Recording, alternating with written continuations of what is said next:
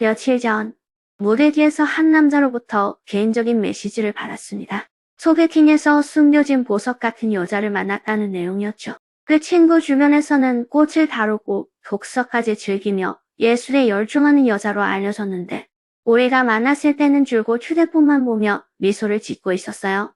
300위안이 넘는 서양 음식을 주문했는데 그녀는 눈 하나 깜짝하지 않고 그냥 고맙다고만 했습니다. 정말 아름다운 솔로 퍼포먼스였어요. 심지어 그 남자는 그녀가 수줍어하는지 의아해했답니다. 저는 그 순간 한숨을 쉬었어요. 야, 그건 수줍음이 아니야.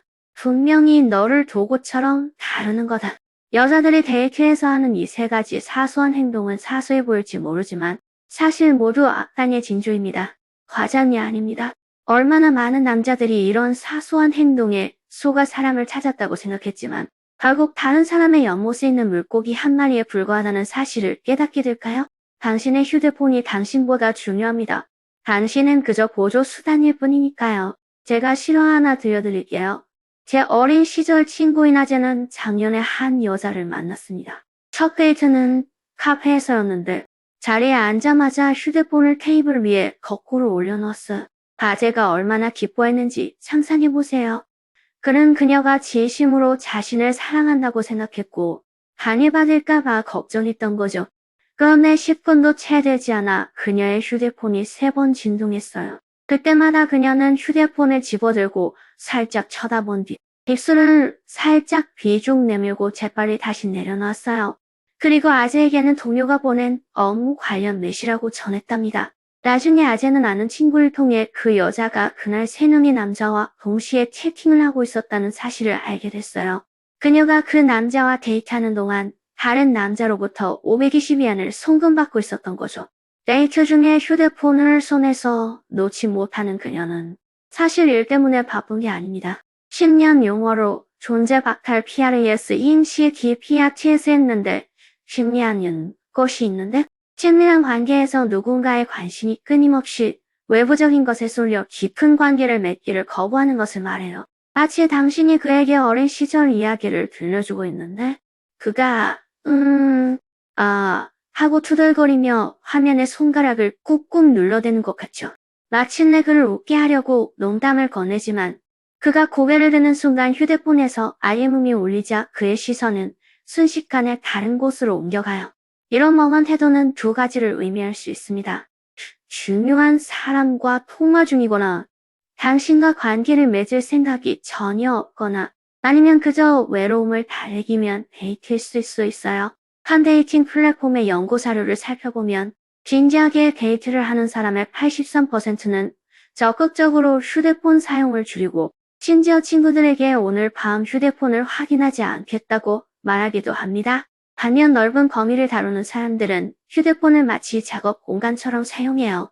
다른 잠재적인 상대를 살피면서 당신과는 피상적인 소통만 하려고 하고 더 나은 다음 기회를 놓칠까봐 걱정하기 때문이죠. 이런 상황에서는 어떻게 해야 할까요?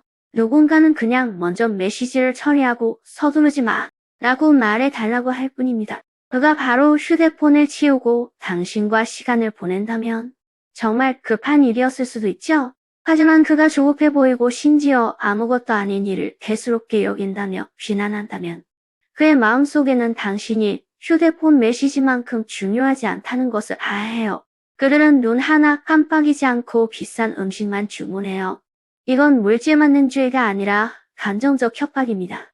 자, 이제 돈 쓰는 것에 대해 이야기해 봅시다. 지난주에 연애 상담을 하는 친구와 저녁을 먹었을 때 그 친구가 제게 들려준 이야기가 있는데 한 남자가 한 여자와 3번 데이트를 했어요. 그때마다 그녀는 1인당 가격이 1000위안이 넘는 식당을 선택했고 랍스터, 호주산 랍스터, 그리고 외국산 와인을 주문했죠. 남자가 오늘은 간단하게 하는 게 어때요? 라고 물었더니 여자는 밥 한 끼도 못 먹는데 진심을 얘기하는 게 무슨 의미가 있어요?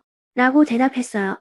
3번째 데이트가 끝날 무렵 남자는 더 이상 참을 수 없어 아마 우리 소비 철학이 안 맞는 것 같아 라고 말했고 그 여자는 즉시 화를 내며 내가 물질 만능이라고 생각해?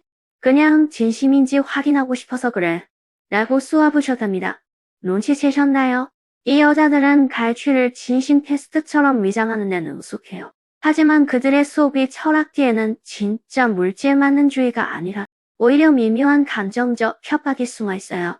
그들은 당신이 통제력을 갖췄다는 것을 확인하기 위해 감당할 수 있는 범위를 넘어 돈을 쓰게 만드는 거죠.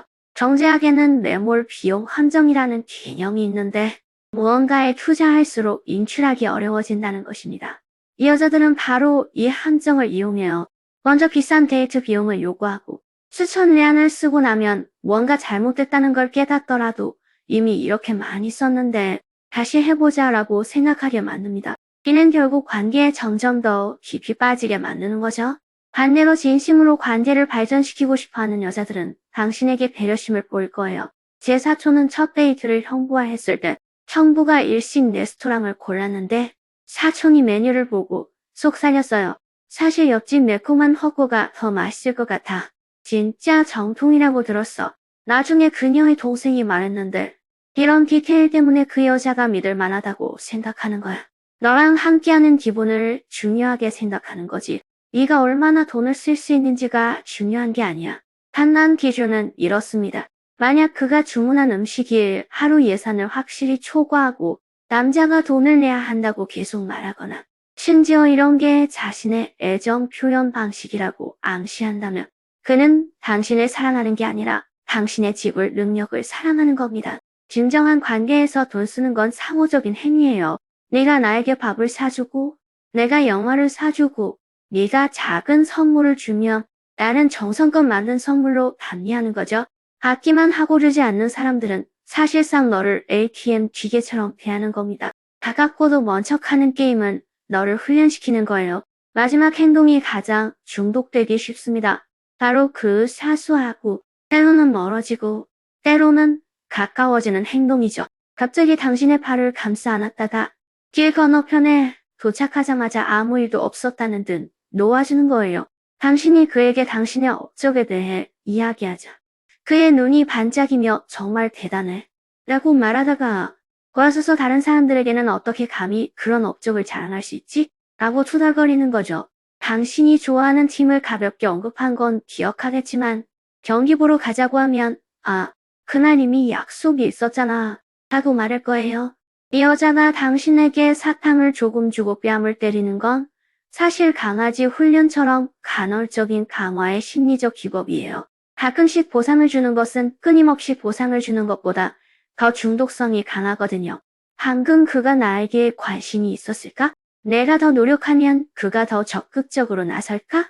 어떤 책에서 친밀한 관계에 대한 실험을 읽었는데 심리학자들은 두 그룹을 대상으로 데이트 시뮬레이션을 했어요. 한 그룹은 꾸준히 열정적인 반면 다른 그룹은 냉정하고 열정적인 모습을 번갈아 보였는데 남자들은 사실 두 번째 그룹에 더 끌렸답니다. 좀 더 끈질기게 하면 인정받을 거라고 믿었기 때문이죠. 하지만 생각해보면 당신을 진심으로 사랑하는 사람은 항상 추측만 하고 있나요? 제 요집 딸이 지금의 남편과 첫 데이트를 갔을 때 긴장해서 손에 땀이 났지만 그래도 솔직하게 그와 이야기하는 게 즐겼고 다음에는 미술 전시회에 같이 가고 싶다고 말했어요. 진정한 사랑은 숨길 수 없어요.